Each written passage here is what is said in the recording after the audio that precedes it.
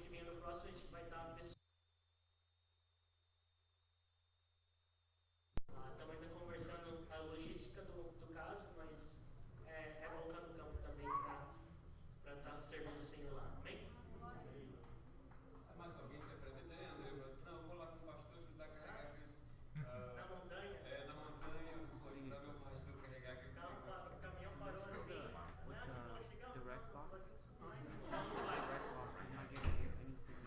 Não precisa de ajuda. Quem estava aí, os ombros fortes aí, vai com a gente, né, André? Com certeza. Graças a Deus. Irmãos, a gente nunca, não há ninguém tão pobre que não possa ajudar.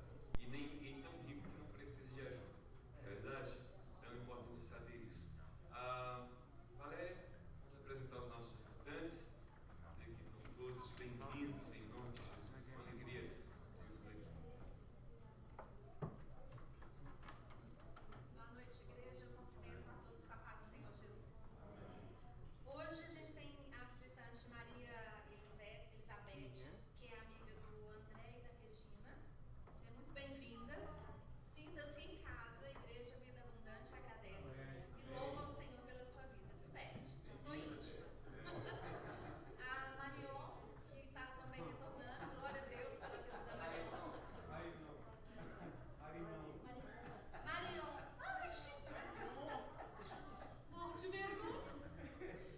Marion, tô mudando só um pouquinho. É porque, na verdade, foi hoje que eu a conheci.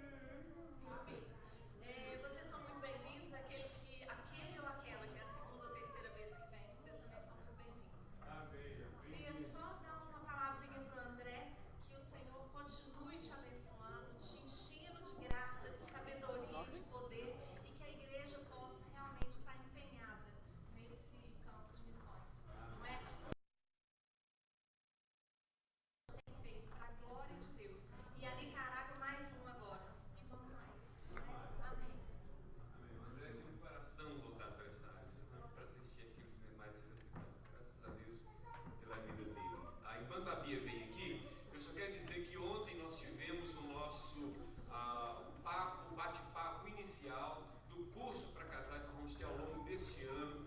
E eu quero dizer que o Pablo e a Bia, que são os diretores desse nosso Ministério de Casais, com o apoio do pastor Otávio, da Valéria, pastor Salinas e da Evelise, eu quero dizer que eles ficaram surpresos, porque achavam que ia ter um número menor e graças a Deus teve um número maior do que eles imaginavam, né?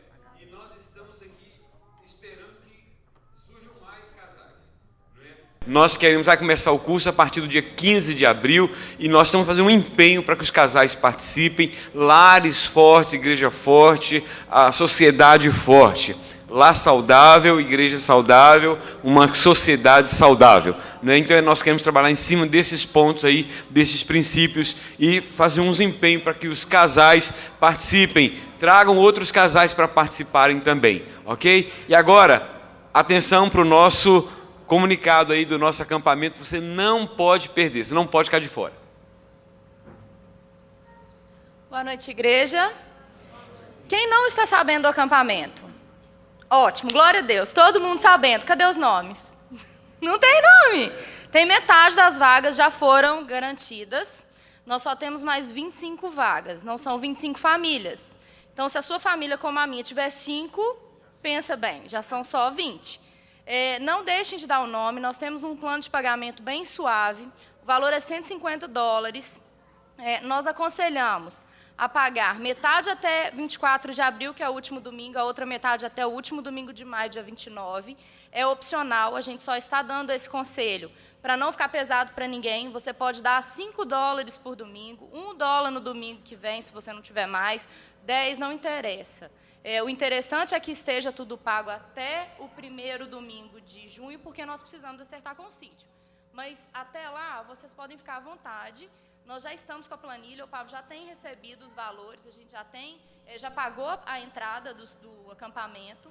Então, não perca, 17, 18, 19 de junho, um lugar bacanérrimo, cheio de atividades legais, Uma programação que a gente está montando com muito carinho e eu espero que vocês invistam mais uma vez na família.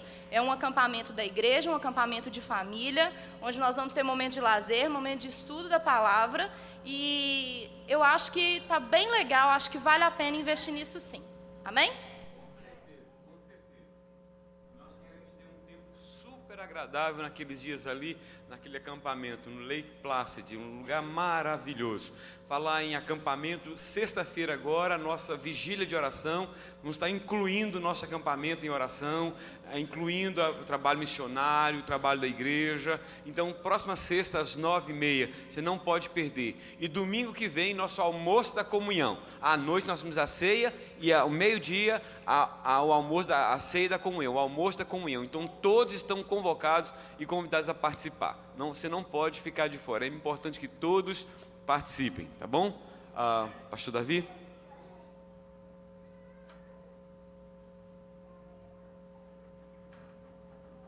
Paz do Senhor, irmãos.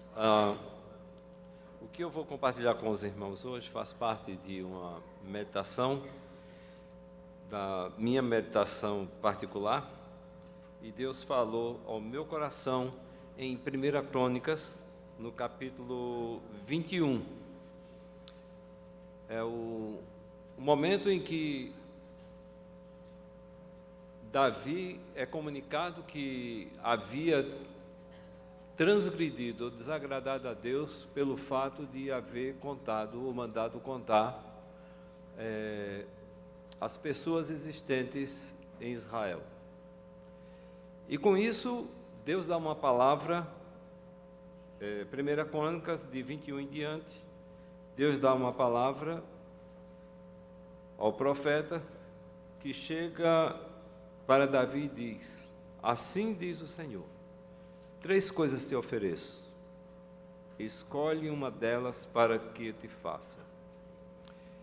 Veio, pois, Gade a Davi e lhe disse: assim diz o Senhor, escolhe o que queres, ou 3 anos de fome, ou 3 meses, sejas consumido diante dos teus adversários, e a espada dos teus inimigos te alcance, ou que por 3 dias a espada do Senhor, isto é, a peste na terra e o anjo do Senhor causem destruição em todos os territórios de Israel.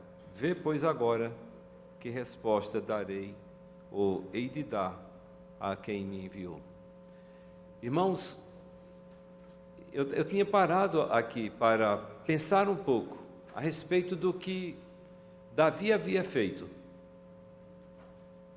e das possibilidades que Deus havia colocado diante de Davi para que ele pudesse ser perdoado.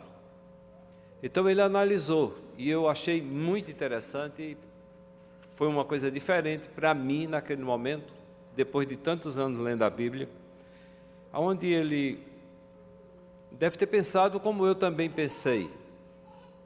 Já pensou o que são 3 anos sendo perseguido por inimigos, por homens?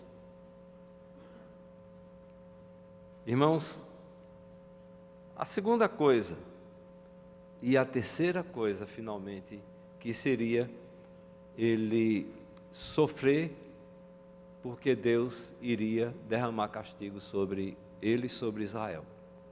E ele pensou: Deus é misericordioso e ele há de, no momento, agir em meu favor. É melhor cair na mão de Deus do que cair na mão dos homens. Irmãos, quando eu estava meditando nisso aqui, encontra aqui no versículo 16, que Davi levantou os olhos e viu o anjo do Senhor que estava entre a terra e o céu, com uma espada desembainhada na mão, estendida contra Jerusalém. Então Davi e os anciãos, cobertos de pano de saco, se prostraram com o rosto em terra. Disse Davi a Deus: não sou eu quem disse que contasse o povo?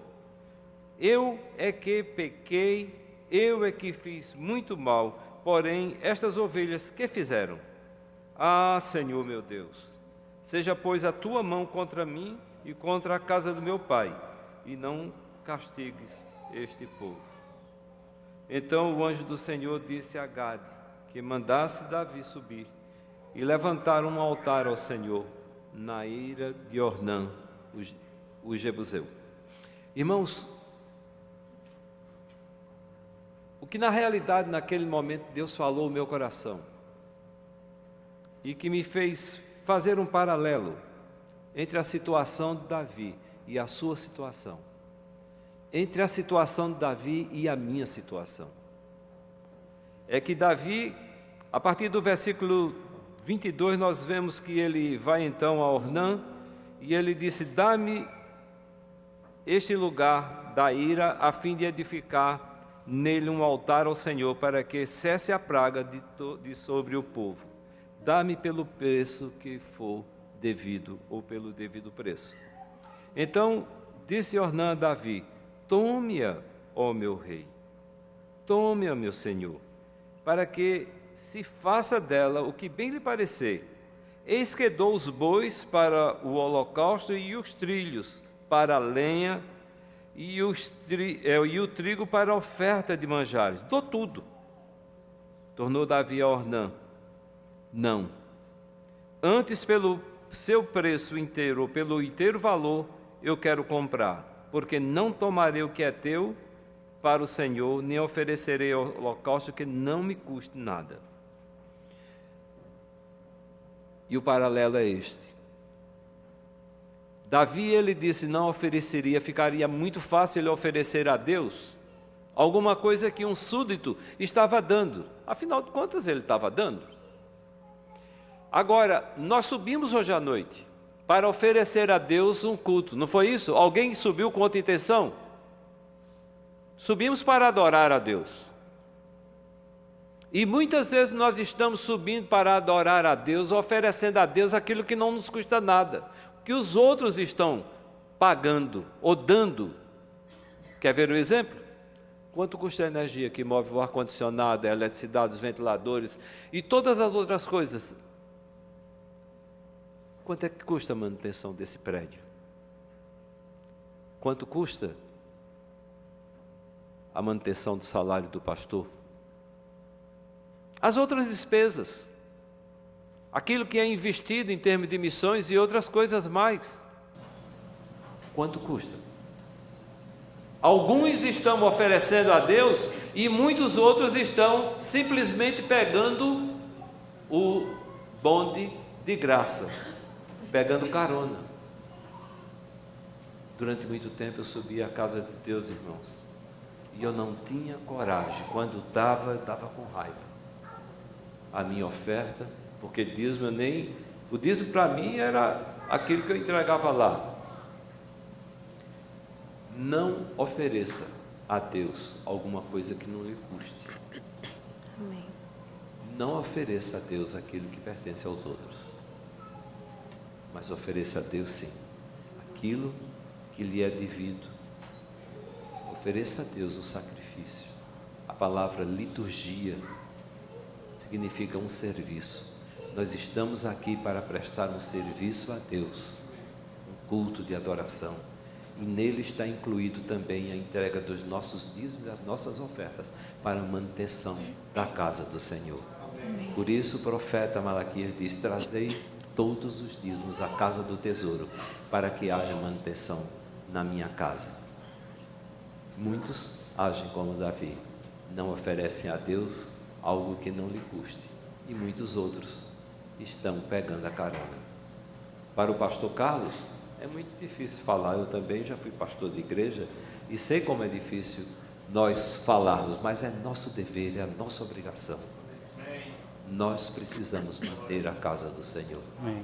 E precisamos oferecer a Deus sacrifício que nos custe alguma coisa. Vamos ficar de pé? Vamos levantar os nossos envelopes contendo dízimos e ofertas. Os amigos que nos visitam, os irmãos que nos visitam, por favor, não se sintam constrangidos. É dever, é obrigação de cada membro desta igreja. Senhor, nós estamos levantando agora nossos dízimos e ofertas e apresentando ao Senhor. Recebe, Senhor. Amém. Recebe aquilo que foi consagrado para Ti. E, ó Deus, que se cumpra a Tua palavra. A palavra que o Senhor diz, façam prova de mim. Se eu não abrir a janela dos céus de forma que vocês tenham com abundância. Senhor, eu tenho provado isso na minha vida. Que cada irmão, irmã, que cada pessoa que subiu à tua casa nesta noite, por favor, Senhor, faça com que a tua palavra também seja cumprida na vida deles. E que em nome do Senhor Jesus, o Senhor receba a nossa gratidão por podermos trazer parte daquilo que o Senhor nos dá. Aqueles que não estão em condições de contribuir, que o Senhor abra as portas e faça com que possam também contribuir. Se eles estão, Senhor, também retendo aquilo que pertence ao Senhor, que o Senhor faça o que fez comigo. Me mostra, Senhor, mostra para eles como me mostrar a necessidade que temos de adorar ao Senhor em todas as partes do mundo. Amém. Recebe a nossa gratidão e abençoa aqueles que vão administrar esse dinheiro para a glória do teu nome. Amém. Em nome de Jesus. Amém. The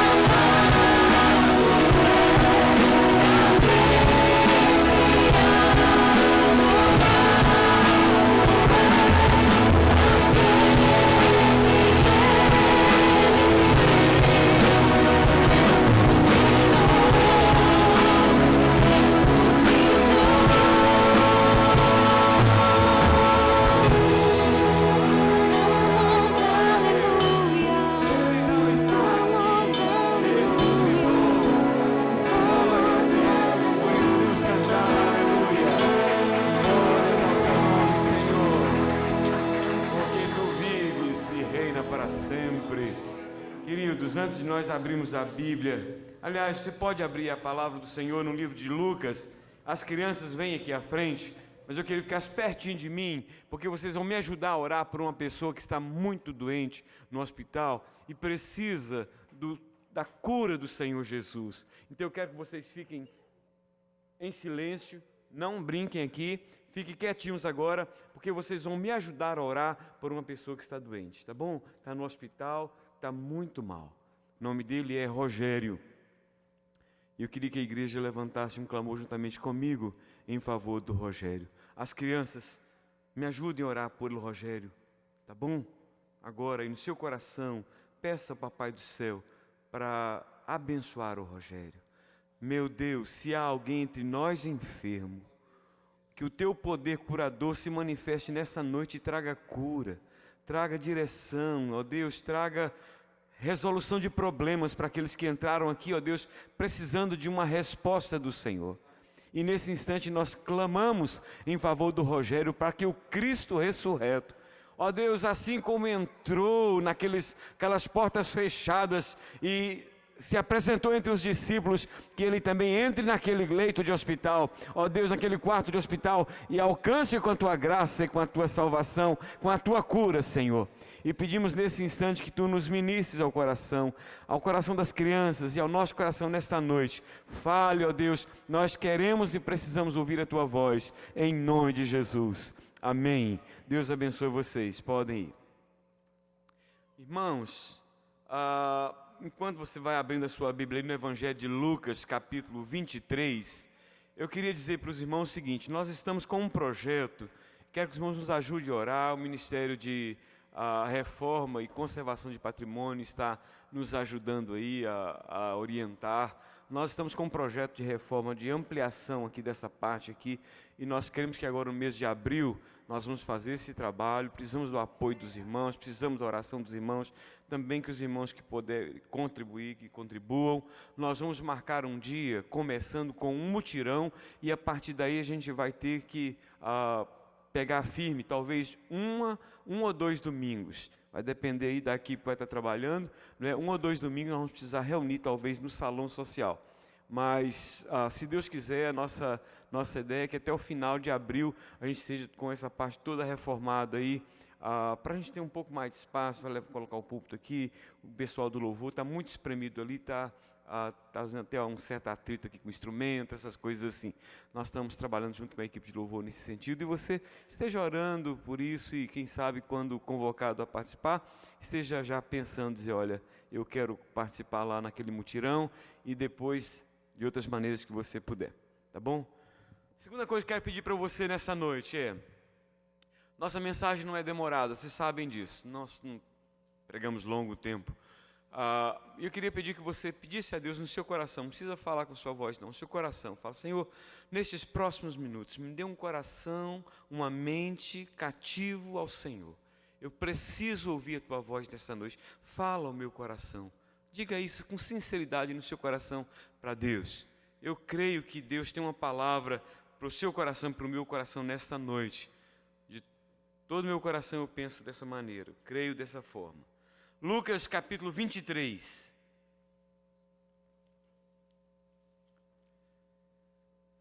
Esse texto nos fala que depois da ressurreição de Jesus, os discípulos começaram a se debandar, um foi para um canto, outro foi para outro, e esse texto conta a história desses 2 discípulos que foram para sua casa, uma aldeia não muito distante de Jerusalém, uma vila chamada Emaús. Lucas 23, versos 13 em diante. 23 ou 24? 24, desculpe. Lucas 24, 13 em diante. Naquele mesmo dia, 2 deles estavam de caminho para uma aldeia chamada Emaús, distante de Jerusalém 60 estádios, e iam conversando a respeito de todas as coisas sucedidas. Aconteceu que, enquanto conversavam e discutiam, o próprio Jesus se aproximou e ia com eles. Os seus olhos, porém, estavam como que impedidos de o reconhecer. Então lhes perguntou Jesus: Que é isso que vos preocupa, e de que ides tratando à medida que caminhais? E eles pararam entristecidos. Porém, chamado Cleopas, respondeu dizendo: És o único, porventura, que tendo estado em Jerusalém, ignoras as ocorrências desses últimos dias? Ele lhes perguntou: quais? E explicaram o que aconteceu a Jesus, o Nazareno, que era varão, profeta, poderoso em obras e palavras, diante de Deus e de todo o povo, e como os principais sacerdotes e as nossas autoridades o entregaram para ser condenado à morte e o crucificaram. Ora, nós esperávamos que fosse ele quem havia de redimir a Israel, mas depois de tudo isto, e já este o terceiro dia, desde que tais coisas sucederam. É verdade também que algumas mulheres das que conosco estavam nos surpreenderam, tendo ido de madrugada ao túmulo, e não achando o corpo de Jesus, voltaram dizendo terem tido uma visão de anjos, os quais afirmam que ele vive. De fato, alguns dos nossos foram ao sepulcro e verificaram a exatidão do que disseram as mulheres, mas não ouviram.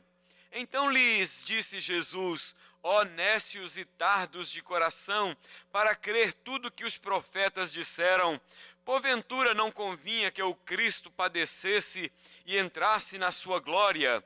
E começando por Moisés, discorrendo por todos os profetas, expunham-lhes o que a seu respeito constava em todas as Escrituras. Quando se aproximavam da aldeia para onde iam, fez ele menção de passar adiante. Mas eles o constrangeram, dizendo: fica conosco, porque é tarde e o dia já declina. E entrou para ficar com eles. E aconteceu que, quando estavam à mesa, tomando ele o pão, abençoou e, tendo partido, lhes deu. Então se lhes abriram os olhos e o reconheceram, mas ele desapareceu da presença deles. E disseram um ao outro: porventura não nos ardia o coração, quando ele pelo caminho nos falava, quando nos expunha as Escrituras?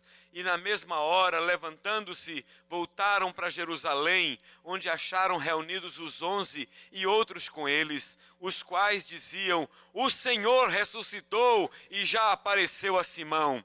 Então os dois contaram o que lhes acontecera no caminho e como fora por eles reconhecido no partir do pão. Que Deus aplique a sua palavra ao nosso coração. Os irmãos podem sentar e permaneçam com suas Bíblias abertas, por favor.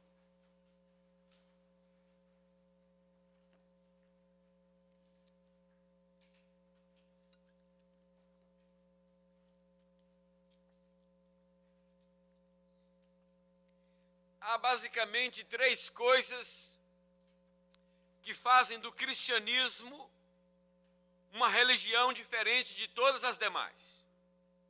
Primeiro, o nascimento de Jesus. Nenhum líder de qualquer outra religião foi concebido como Jesus, sem pecado. Todos os demais líderes religiosos nasceram em pecado. Segundo, a vida de Jesus. Nenhum líder de qualquer outra religião viveu como Jesus, sem pecado. Todos os demais líderes religiosos cometeram algum tipo de pecado ao longo da sua caminhada. Terceira, a ressurreição de Jesus. Nenhum outro líder de qualquer outra religião ressuscitou como Jesus. Todos os demais líderes religiosos, fundadores de alguma religião, morreram e os seus corpos viraram pó.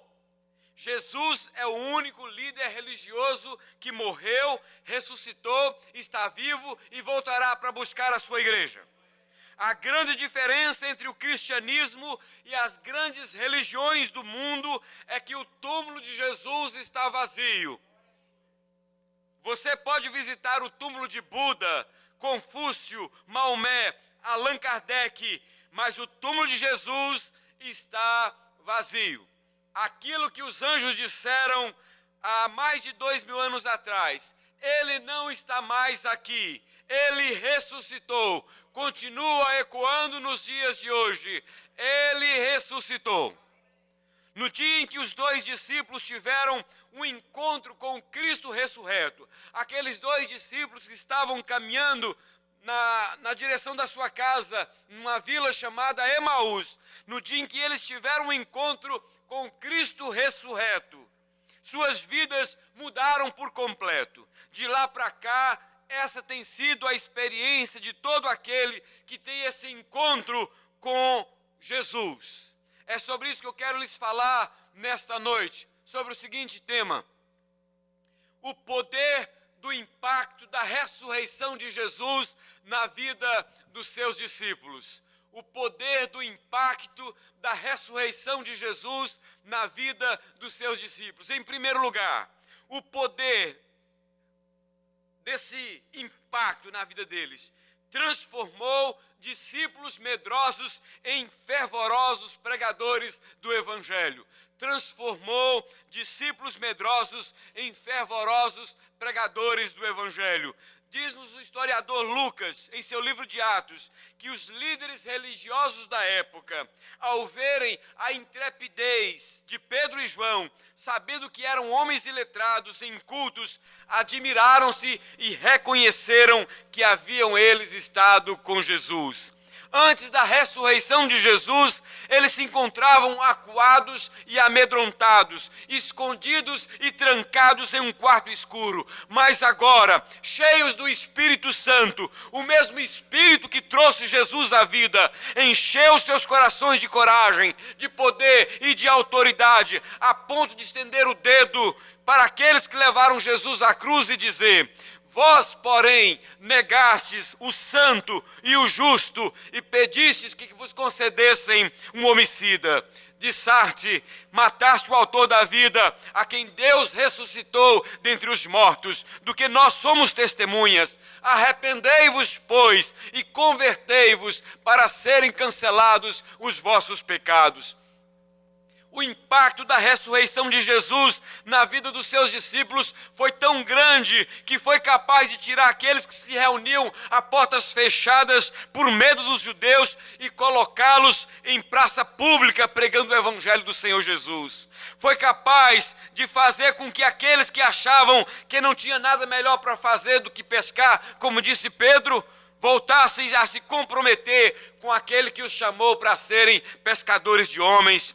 Foi capaz de fazer com que aqueles que acabaram de chegar em casa, depois de um dia cansativo de viagem, voltassem à cidade da qual eles haviam acabado de sair e anunciassem aos outros que haviam tido encontro com Jesus ressurreto. Foi capaz de fazer com que eles enchessem de novo o coração de alegria e de esperança de uma vida melhor, tanto no presente quanto no futuro.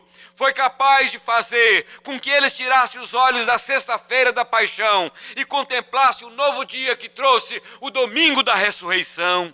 Diante do impacto que a ressurreição de Cristo causou nos seus discípulos no passado, transformando completamente as suas vidas, eu fico pensando se os crentes de hoje têm tido verdadeiramente um encontro pessoal com Cristo ressurreto. Eu fico pensando se os pregadores de hoje têm de fato tido um encontro com o Cristo ressurreto, porque aqueles que tiveram encontro com Cristo ressurreto encheram-se de coragem para proclamar o Evangelho de Jesus e não para dizer que as pessoas podem ficar ricas. Eu creio que está faltando, irmãos, está faltando um pouco deste contato, deste convívio com Cristo ressurreto, para nos tirar muitas vezes da nossa zona de conforto, dos nossos quartos seguros e nos colocar numa vida mais exposta de pregação do Evangelho.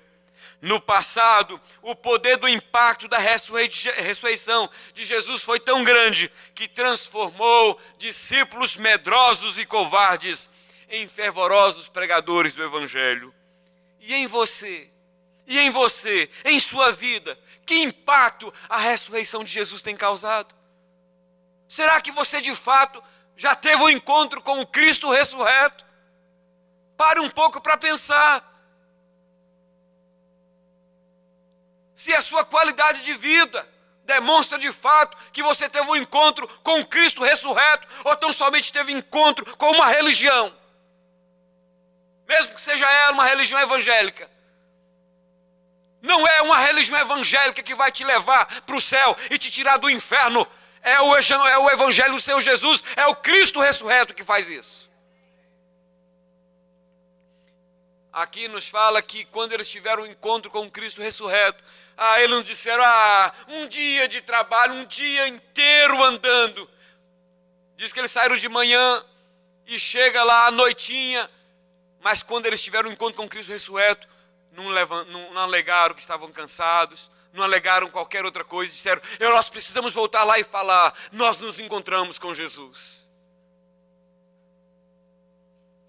O poder do impacto da ressurreição de Jesus na vida dos seus discípulos. Em segundo lugar, transformou dúvidas a respeito da pessoa e da missão do Messias em certeza de quem ele era e do que veio fazer. Transformou dúvidas a respeito da pessoa e da missão do Messias em certeza de quem ele era e do que ele veio fazer. Quando Jesus passou a andar com os seus discípulos, aqueles 2 discípulos no caminho de Emaús, e começou a falar com eles, sem que eles o reconhecessem, a primeira pergunta que Jesus lhes fez foi, que é isso que vos preocupa? E de que ides tratando à medida que caminhais? A esta pergunta, um dos discípulos respondeu, és o único, porventura, que tendo estado em Jerusalém, ignoras as ocorrências desses últimos dias? E logo em seguida Jesus pergunta, quais? Agora, ouçam com atenção a resposta que os discípulos lhe deram. Jesus pergunta, quais as ocorrências dos últimos dias? E eles disseram, o que aconteceu com Jesus, falando com o próprio Jesus, sem saber que estavam falando com Jesus. O que aconteceu a Jesus, o Nazareno, que era varão, profeta, poderoso em obras e palavras diante de Deus e de todo o povo, e como os principais sacerdotes e as nossas autoridades o entregaram para ser condenado à morte e o crucificaram. Ora, nós esperávamos que fosse ele quem havia de redimir a Israel, mas depois de tudo isto, é já este o 3º dia desde que tais coisas sucederam.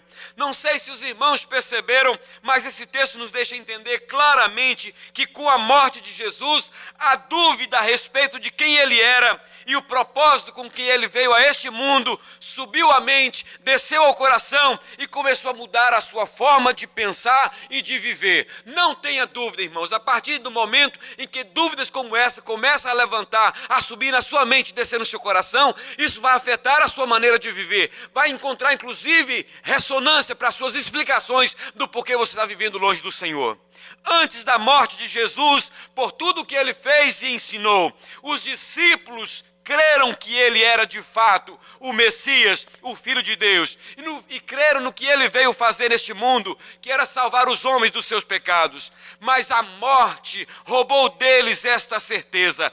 Agora tudo que havia em seus corações era dúvida. Daí a razão deles dizerem, com ar de tristeza e melancolia, ora, nós esperávamos que fosse ele quem havia de redimir a Israel, mas depois de tudo isto, é já este o 3º dia desde que tais coisas sucederam.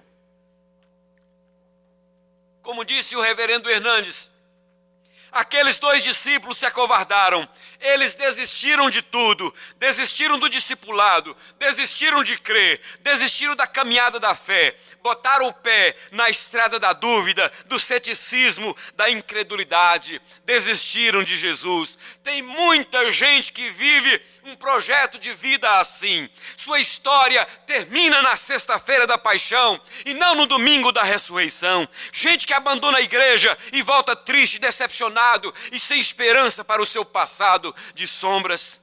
Amados, essa tristeza temporária, essa dúvida momentânea a respeito da pessoa e da missão do Messias, deu lugar à certeza no exato momento em que eles tiveram um encontro com o Cristo ressurreto, conforme eles mesmos disseram, porventura não nos ardia o coração quando pelo caminho nos falava, quando nos expunha as Escrituras?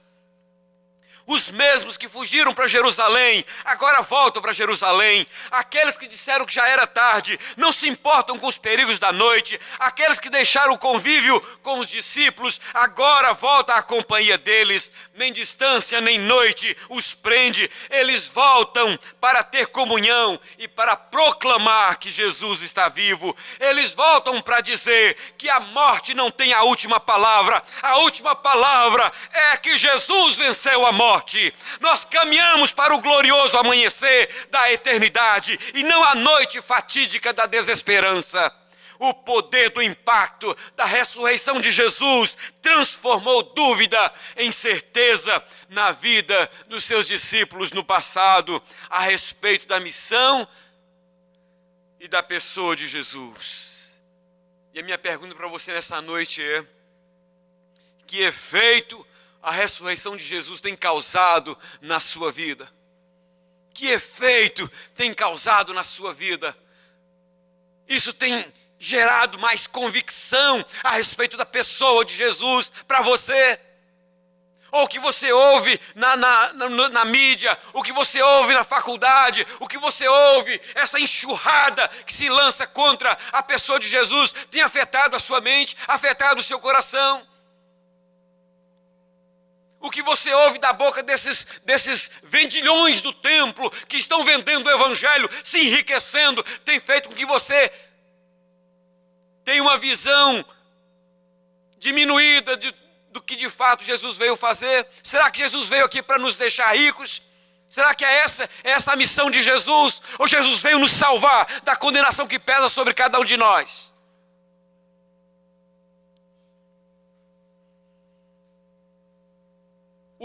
O poder do impacto da ressurreição de Jesus na vida dos seus discípulos. Terceiro lugar, transformou corações frios em corações aquecidos.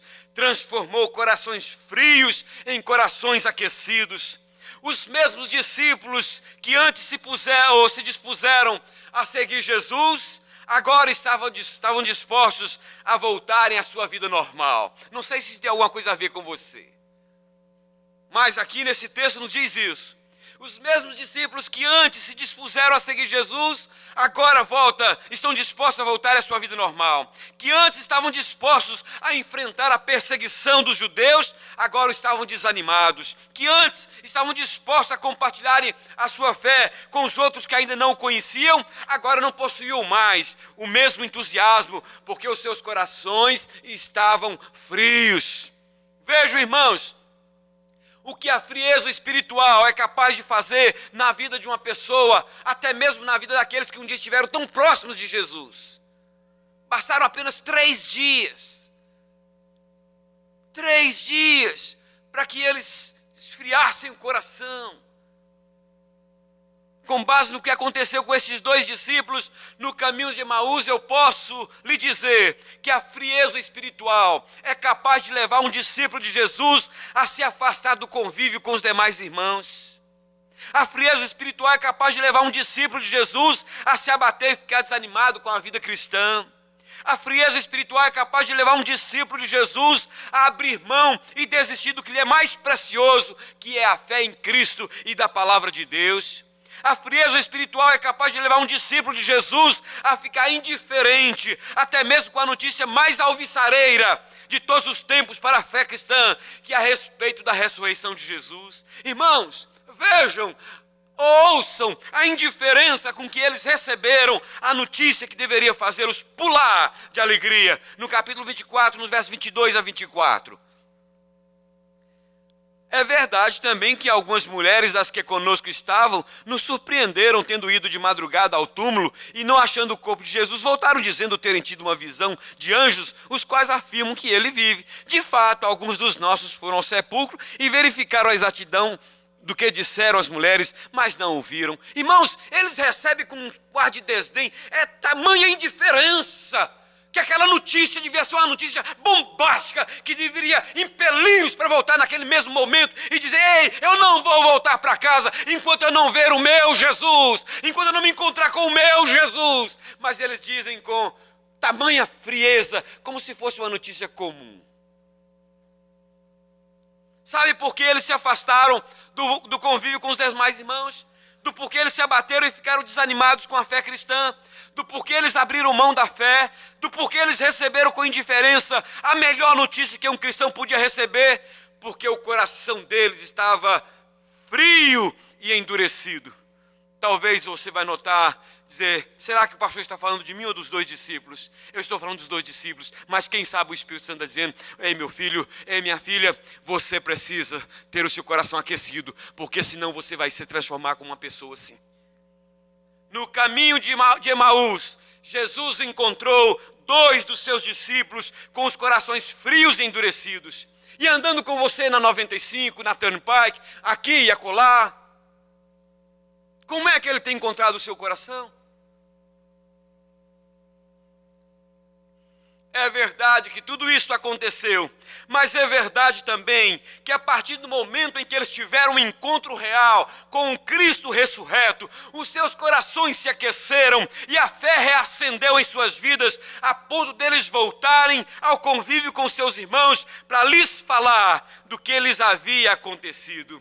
Este é o testemunho que eles mesmos dão a respeito do que lhes aconteceu quando Jesus falava a respeito das Escrituras.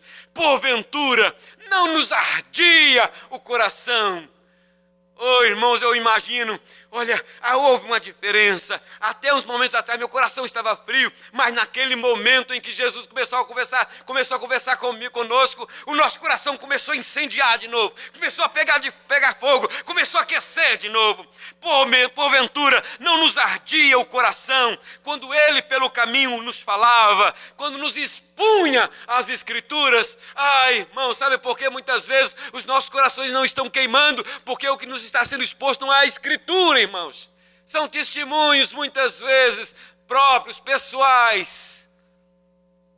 Mas o que nos faz queimar o coração é a palavra, e quando ela entra como uma espada de 2 gumes, é como disse o reverendo Hernandes: quando o coração arde, acaba a tristeza espiritual, a frieza espiritual, o marasmo vai embora, vir à casa de Deus é alegria, orar é necessidade, louvar a Deus é prazer, andar com Jesus é o sentido da vida. Quando o nosso coração arde, nossa vida se torna um graveto seco para o fogo do Espírito Santo. Aleluia! Meu irmão, esse é o desejo do meu coração, que no encontro com o Cristo ressurreto hoje, o seu coração se aqueça.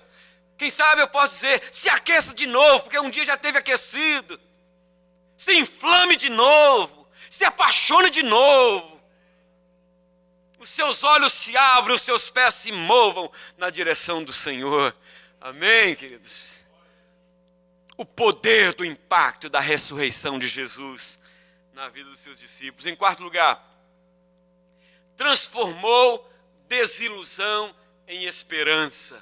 Transformou desilusão em esperança. Depois de falar com o viajante desconhecido, o que aconteceu com aquele que era a sua esperança, os discípulos não conseguem esconder o seu desapontamento com Jesus e deixam escapar a seguinte exclamação cheia de desilusão: ora, nós esperávamos que fosse ele quem havia de redimir a Israel. Mas depois de tudo isso, é já o 3º dia desde que tais coisas sucederam.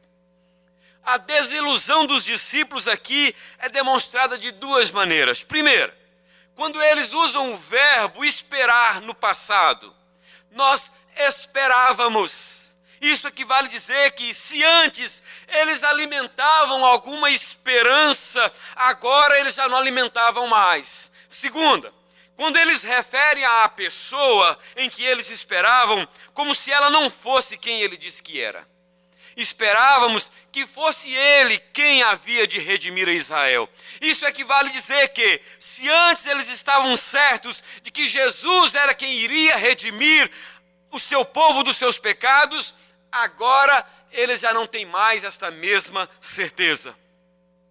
O que Jesus encontrou no caminho de Emaús foi 2 homens que viveram e tiveram com ele experiências extraordinárias por 3 anos consecutivos, mas que agora se encontravam desiludidos e desencorajados com Jesus e com tudo que ele pregou e ensinou. Como quem sabe se encontram alguns aqui ou daqueles que nos acompanham pela internet, desiludidos com Jesus, por alguma razão, mesmo não tendo Jesus a devida culpa, ou motivo para você, dando você o real motivo para você ficar desapontado, mas alguém o desapontou em nome de Deus e você se encontra assim. Quem sabe, assim como encontrou gente desiludida com ele no caminho de Emaús, por ter tido a sua esperança frustrada, Jesus tem encontrado hoje em nosso meio gente com a mesma frustração, com os mesmos desapontamentos. Talvez você. Talvez alguém próximo a você. Ao falar a respeito desses 2 discípulos no caminho de Emaús, ainda o reverendo Hernandes diz que os seus corações estavam cheios de esperanças frustradas. Na visão desse colega, o caminho de Emaús é o caminho da desistência do discipulado, é o caminho dos sonhos desfeitos, é o caminho da esperança morta, é o caminho da falência dos projetos, é o caminho daqueles que acham que já não tem mais jeito. Oh, meu querido irmão, talvez seja esta a realidade que você está vivendo, talvez seja esse o caminho que você está trilhando, o caminho do desapontamento, o caminho da desistência, o caminho dos sonhos desfeitos, o caminho dos projetos falidos, o caminho da desilusão, o caminho daqueles que acham que não tem mais jeito, mas nesta noite, o Cristo ressurreto quer caminhar com você e transformar esta realidade de desilusão numa realidade de esperança, como transformou a realidade dos 2 discípulos no caminho de Emaús. Amém? E nesta noite, eu estou aqui exatamente para falar que Ele ressuscitou. E porque Ele ressuscitou, Ele pode mudar esse quadro da sua vida.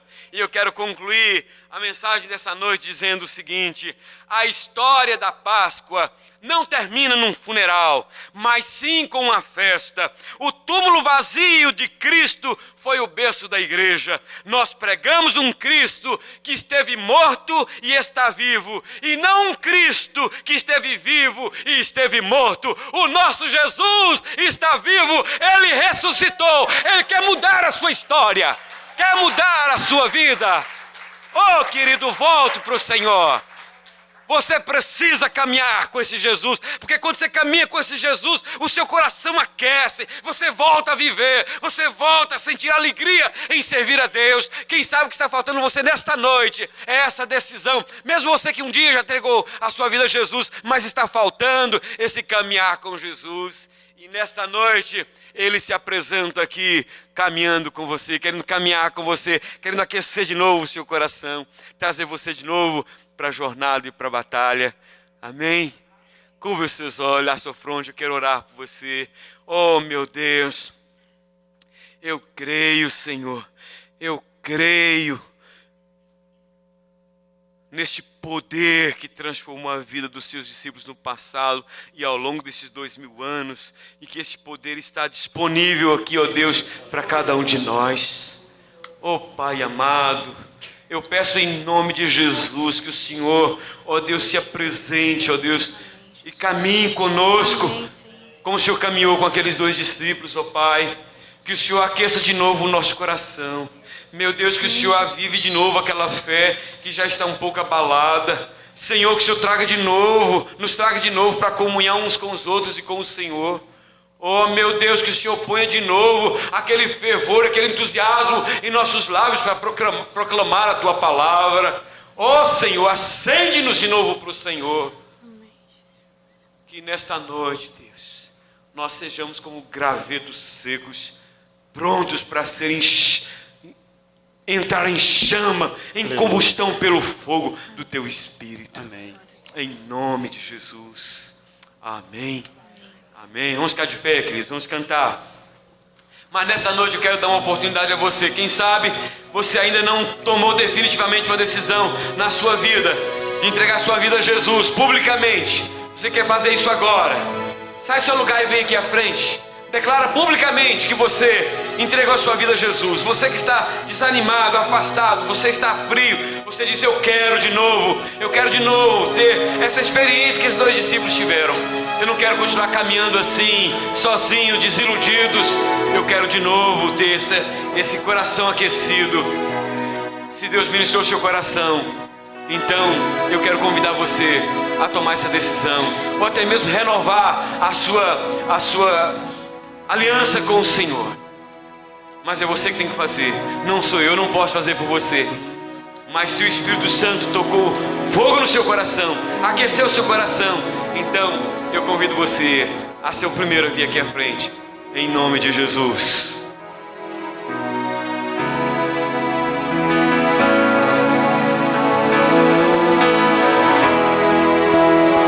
O universo chora, o sol se apagou, ali estava morto Salvador. Seu corpo lá na cruz, seu sangue derramou, o peso do pecado ele levou.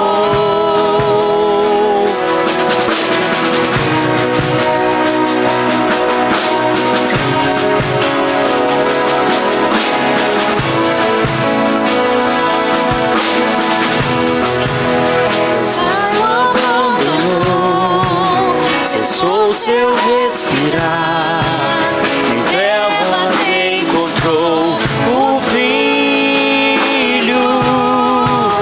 A guerra começou, a morte enfrentou, todo o poder das trevas vencido foi. A terra estremeceu, o sepulcro se abriu, e nada vencerá seu grande amor. Ó morte, onde estás? O Rei ressuscitou, ele venceu para sempre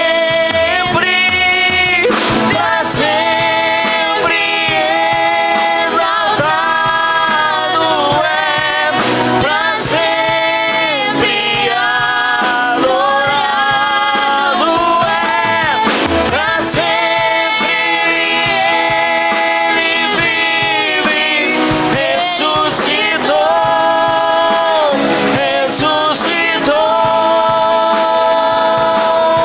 para sempre exaltado é. Não tenha vergonha. Assuma esse compromisso com aquele que morreu no seu lugar, mas que está vivo e pode mudar a sua história, mudar a sua vida, mudar o seu destino. Só Jesus pode fazer isso. Bendito Deus, Pai amado, louvado seja o teu santo nome, Senhor.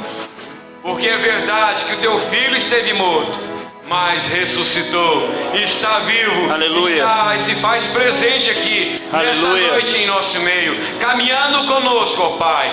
Louvado seja o teu nome, Senhor. E nós te pedimos em nome de Jesus, que assim, ó Deus, como o teu Espírito, assim como Jesus, ó Deus, na caminhada com aqueles irmãos, aqueceu seus corações, que os nossos corações nesta noite sejam aquecidos pela tua Aleluia. presença, ó Deus bendito. E aquelas desculpas, ó Deus, aqueles argumentos, ó Deus, que nos convenciam de que nós precisamos voltar para a vida natural, ó Deus, que eles caiam por terra e que nós voltemos, ó Deus, com alegria, com esperança, com entusiasmo para os teus pés de novo. Amém, com aquela Jesus. mesma disposição de proclamar: Jesus está vivo. Aleluia. Glórias ao teu nome. Aleluia. Oh Deus, abençoe o teu povo nesta noite. Amém, Jesus. Em nome de Jesus. Amém, Que a Jesus. graça maravilhosa do nosso amado Senhor e Salvador Jesus, o amor de Deus, nosso eterno Pai, a doce comunhão, a consolação,